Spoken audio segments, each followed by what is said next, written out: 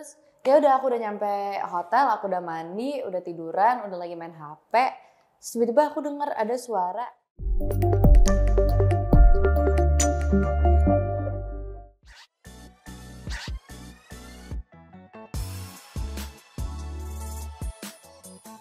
Sebenarnya premisnya itu cukup simple tapi menarik ya. Jadi aku berperan sebagai Putri di film ini, di mana Putri ini emang dari dulu, dari kecilnya tuh punya hubungan yang gak begitu dekat sama mamanya, karena mamanya itu pekerja, punya kerjaan di bidang yang agak mistis lah ya, di tarot gitu. Terus mama ini laku keras lah jadi pembaca tarot dan segala macam, sampai akhirnya ada suatu hari di mana mamanya Putri ini meninggal tiba-tiba. Terus Putri juga kaget, bingung, sedih, tapi at the same time sehari setelah kematian mamanya, malamnya itu Putri dapat pesan dari nomor mamanya, sedangkan HP-nya adalah sama Putri, HP mamanya. Jadi kayak di situ misterinya mulai berjalan gitu. Jadi itu tuh siapa yang ngechat, kok bisa ngechat, kenapa dapat pesan itu terus-terusan.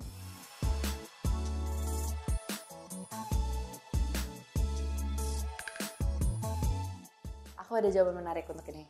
Jadi kemarin tuh waktu preskon, kita preskon sama Kanesi sekaligus sama penulis kita Mbak Lele Laila. Mereka berdua itu cerita kalau misalnya emang video ini diadaptasi dari video YouTube-nya Kanesi yang Mama, tapi mereka mengembangkan ide sebuah video YouTube untuk jadi sebuah script movie itu justru dari komen-komen teorinya.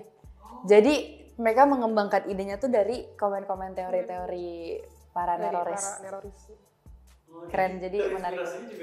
Iya, ada beberapa yang ngambil dari situ. Jadi aku kayak ngerasa mungkin siapa tahu nanti ada yang nonton dan pernah komen di YouTube-nya Kanesi malah nyadar gitu. Kayaknya ini ceritanya aku deh yang bikin gitu.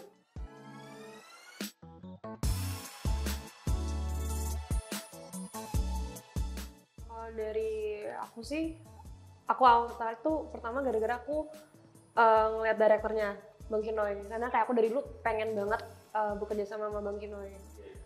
Terus karena menurut aku he's one of the most talented director in Indonesia. Jadi semua film-filmnya Bang Kinoy juga aku udah nonton. Jadi pas aku ditawarin, aku kayak oke, gimana caranya gue harus keterima gitu. Terus pas aku baca skripnya, aku juga rada-rada bingung gitu, maksudnya kayak dapat pesan dari Mama, dari seorang ibu yang sudah meninggal gitu loh. Jadi kayak it's actually quite scary. Terus apalagi juga itu dibawakan oleh Nancy Judge yang dimana semua orang tahu Nancy Judge.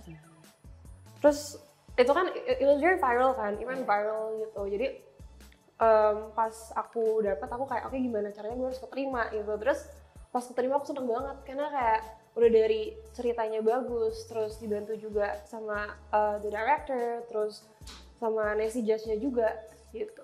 Kalau dari aku, jadi aku tuh pertama kali ditawarin untuk film Mama ini dikirim kayak baru sinopsis sama kayak pokoknya kayak tampilan depannya tuh kayak Mama gitu, terus sinopsis.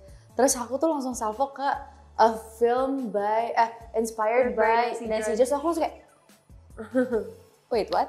Aca tuh ngefans banget sama Nancy Judge. Iya, aku ngefans banget. Karena aku beneran kalau makan nontonnya Kanesi gitu. Jadi kayak aku beneran ngefans gitu.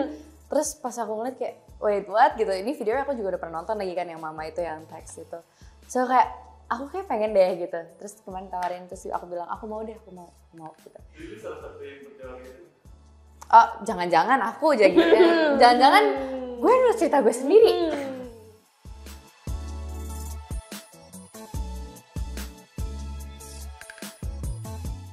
Kalau misalkan dari aku sih, yang aku nggak suka dari karakter aku banyak. Cuman kayak I don't wanna say anything karena bakal spoiler. Cuman intinya hal yang aku suka dari karakter aku adalah dia beda aja sih, kayak segi penampilannya gitu loh. Karena kayak aku bukan di dreadlock sih, tapi kayak dikepang kecil-kecil gitu. Terus aku dikepang sama sampai 4-5 jaman gitu. Jadi kayak it was a new thing for me, karena biasanya kalau misalkan syutingan kayak udah lurusin, dicatok, terus dikeritingin, udah gitu doang. Ini enggak, jadi Bang Kinoy sengaja mau bikin karakter aku yaitu Bella, mau bikin beda. Jadi itu yang megang aku tuh sampai 4 orang, itu sampai 5 jam dibikin rambutnya. Kalau dari karakter aku sendiri, Yang aku nggak suka mungkin yang nggak sesuai sama aku aja. Kayak aku kalau udah ketemu hal-hal yang horor aku kabur pasti. Aku nggak tahu kenapa karakter aku masih kayak cari tahu kali ya gitu. Aku kayaknya enggak deh kalau aku ya. Tapi kan itu karakter aku. And what I love most about my character is that I have a cat. Lucu banget.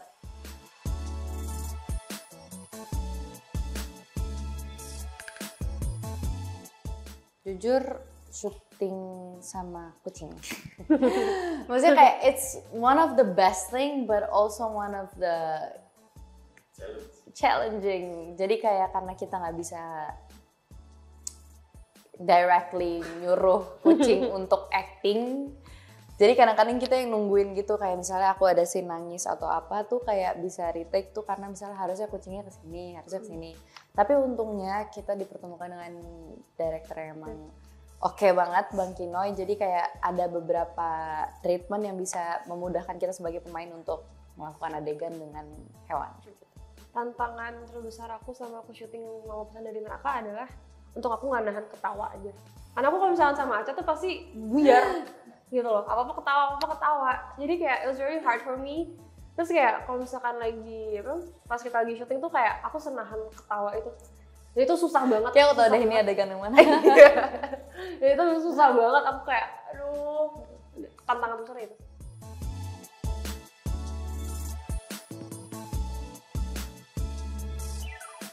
Oh super fun. Oh super fun bener-bener. Dan kita lokasi syutingnya tuh di bener-bener lokasi syuting anak nongkrong. Kita beneran sebulan di Bandung, tapi di Bandungnya bagian mana coba? Bagian Gudang Selatan. Gudang Selatan. Jadi itu yang bikin kita dubbing bisa berjam-jam karena banyak banget adegan yang suaranya tuh masuk jedak jeduk. Aku bahkan ada sekali di mana aku ada scene jadi ada scene di dalam kuburan yang kita ambilnya di studio. Tapi beneran di studio pun ditaruh tanahnya tuh tanah beneran gitu loh. Jadi kayak bener-bener aku tuh sebadan-badan tuh full tanah semua, full darah. Terus kayak oke, kita break makan malam dulu ya. So kayak melapar pengen makan taichan lagi di sebelah gitu. Ya udahlah gas aja. Jadi di sebelah tempat live music dan aku masuk dengan lumpur-lumpur itu dengan terus kayak muka aku bener-bener full karena efek dirt gitu kan. Terus kayak ya udah jalan kayak pede aja, padahal di situ isinya rame banget, terus orang-orang pada kayak apa ini orang? Itulah namanya syuting.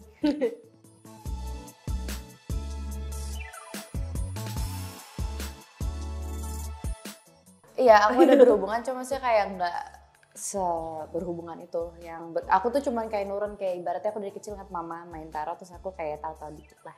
Oh iya, iya kita jadi mainan, terus aku jadi beneran bisa. Sumpah, kalian mesti tahu.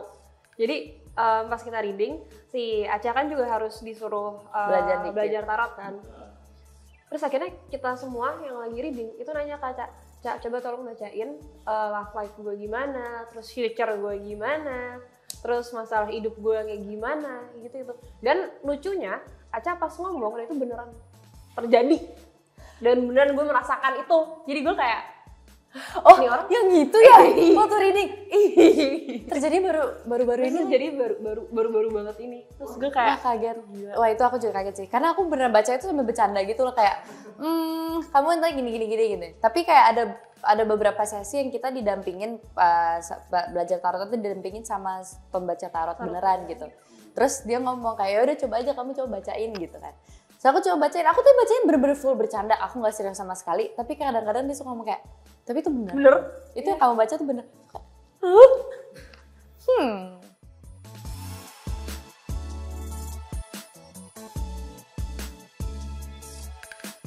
Aku ada di hotel, jadi kita tuh nginep di hotel sebenarnya bagus. Hotel tuh bagus dan gede, kayak beneran bagus.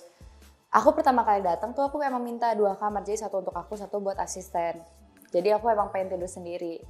Cuman pas aku lihat kamarnya kayak gede, tapi kayak nggak serem sih, aman gitu. Tapi ini udah hari ke berapa ya? Hari kedua, hari ketiga lah aku nginep di situ. Kamarnya tuh gede banget, and keep in mind, jadi kasur aku tuh nempel ke dinding ke kamar sebelah gitu. Jadi ini kayak ini depan kasur aku nih ke belakang gitu. Aku tuh emang sering bisa dengar gitu dari kamar sebelah. Kamar sebelah aku itu kru makeup effect. Enggak, jadi kedengeran gitu. Jadi sometimes itu yang bikin aku nyenyak juga tidur kalau aku dengerin mereka ngobrol gitu. Nah, terus ada satu hari di mana aku pulang duluan. Jadi aku selesai duluan, terus kru dan pemain yang lain masih ada 3 scene lagi gitu setelah aku. Terus ya udah aku udah nyampe hotel, aku udah mandi, udah tiduran, udah lagi main HP. Terus tiba-tiba aku dengar ada suara, ini lucu banget sih sebenarnya. Aku dengar lagi main HP, lagi dengar ada suara cewek nyanyi, tapi kayak humming gitu, kayak gitu-gitu. Nah, tapi seingat aku di kamar sebelah itu krunya anak makeup effects, which is mereka tuh sih cowok semua di sebelah aku. So kayak, siapa nih dibawa ke kamar gitu, siapa nih? Iya, habis itu aku kayak palingan cuman kru anak makeup pada mampir gitu. So aku main HP lagi, terus makin kenceng nih suaranya kayak gitu-gitu. So kayak oke, wait, aku langsung chat asisten aku telepon, aku kayak, Kak, ini emang mereka udah pada kelar syuting ya gitu, kok di sebelah gue udah pada pulang gitu, cepet banget, aku perasaan baru nyampe hotel, baru saya mandi, mereka masih udah selesai, padahal mereka masih di 3 scene lagi gitu. Terus asisten aku bilang, enggak Ca, belum, mereka belum pada selesai gitu, mereka masih di sana semua. So aku bilang, anak makeup effect udah pada pulang belum? Ya belum lah, masih pada di sana semua. So kayak Kak, ke kamar aku sekarang. Ya, akhirnya aku ditemenin sama asisten aku, terus kayak udah gak ada apa-apa gitu dong. Halo semuanya, aku Kalisa berperan sebagai Putri. Aku Naura Hakim, aku berperan sebagai Bella. Kami berperan di film Mama Pesan dari Neraka yang akan segera tayang tanggal 11 September 2025 yang akan tayang di bioskop.